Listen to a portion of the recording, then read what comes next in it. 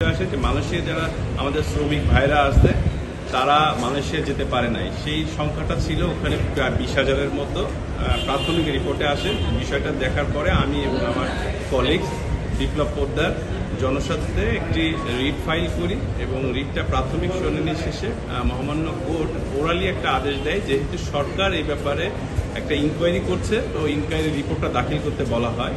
গতকালকে মহামান্য কোর্টের আদেশ অনুযায়ী রিপোর্টটি দাখিল করে রিপোর্টে দেখা যায় প্রায় 17,777 জন মালয়েশিয়ার শ্রমিক যারা যেতে পারে নাই এবং এখানে সরকারের সরাসরি যে গাফিলতি সেটা চলে আসছে।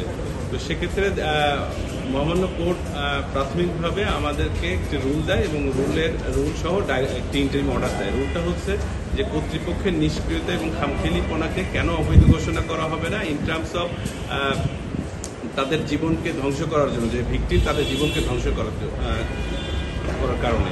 সাথে সাথে তাদেরকে কর্তৃপক্ষকে কেন ডাইরেকশন দেওয়া হবে না যারা যারা এখানে ভুক্তভোগী আছে তারা যে ডিপোজিটেড মানি করেছে সুদসহ কেন ব্যাক করা হবে না এবং তাদেরকে কেন এডুকেট কম্পেনসেশন দেওয়া হবে না, এই মর্মে একটি রুল দিয়েছেন। সাথে সাথে একটি ইন্টারিম অর্ডার দিয়েছেন, যেহেতু বিষয়টি অলরেডি ইনভেস্টিগেশন হয়েছে এবং রিপোর্টটা দিয়েছে, ওনারা সুপারিশ করেছে, সেই সুপারিশ মোতাবেক ওনারা কি ব্যবস্থা নিচ্ছেন, কার প্রতি কি ধরনের পদক্ষেপ নিচ্ছেন সেটা প্রতি 3 মাস পর পর যাতে কোর্টকে একটি রিপোর্ট আকারে সাবমিট করা হয়, এই জন্য কোর্ট একটি ইন্টারিম ডাইরেকশন দিয়েছে।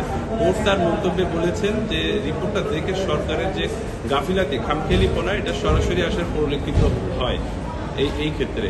আর যারা আমরা যেসব মালয়েশিয়ার ভাইয়েরা যারা মালয়েশিয়া যাওয়া এরা হচ্ছে আমাদের ফরেন কারেন্সি আমাদের নিয়ে আসে, তাদের জন্য স্পেশালি তারা হচ্ছে আমাদের মেরুদণ্ড বলা যায়, কারণ আমাদের দেশে এখন সবচেয়ে যে সংকটটা হচ্ছে ফরেন কারেন্সি সংকট।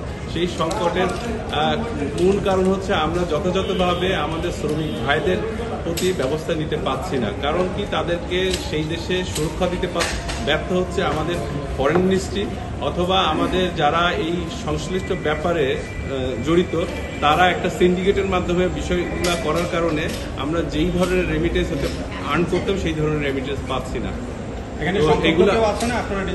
এটা আমরা তাদের পক্ষ হয়ে, যেহেতু তারা একটা ছিন্নমূল ইয়ে থেকে বিলংস করে, তো তাদের পক্ষ হয়ে আমরা নিজেরা জনস্বার্থে মামলাটা করেছি। কারণ এখানে প্রায় 17,777 জন বলা হচ্ছে সরকারি রিপোর্ট অনুযায়ী, এর পরেও হয়তো থাকতে পারে।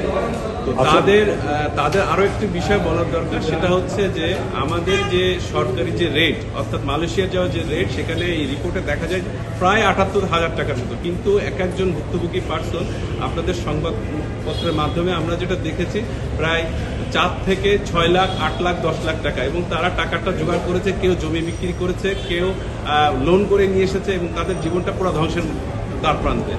তো আশা করছি এই রিটটি হওয়ার ফলে মহামান্য কোর্টের যেই রুলটি দিয়েছেন এবং ডাইরেকশন দিয়েছেন, যথাযথ কর্তৃপক্ষ তাদের প্রতি সুবিচার করে তাদের টাকা ফেরত দিবেন এবং তাদেরকে জরিমানা দেবেন এবং সংশ্লিষ্ট যে যারা এর সাথে জড়িত অর্থাৎ তাদের টাকা নিয়ে তাদের জীবন নিয়ে যারা ছিনতাই করছে তাদের ব্যাপারে যথাযথ ব্যবস্থা নেবে, আইনগত ব্যবস্থা নেবে বলে আমরা আশা করছি।